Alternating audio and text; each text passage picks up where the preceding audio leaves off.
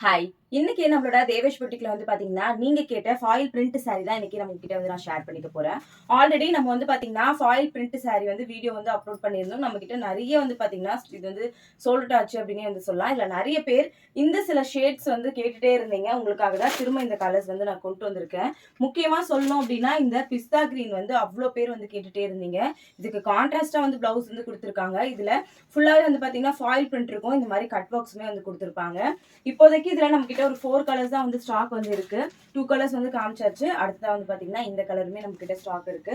Last one வந்து பாத்தீங்கன்னா baby pink.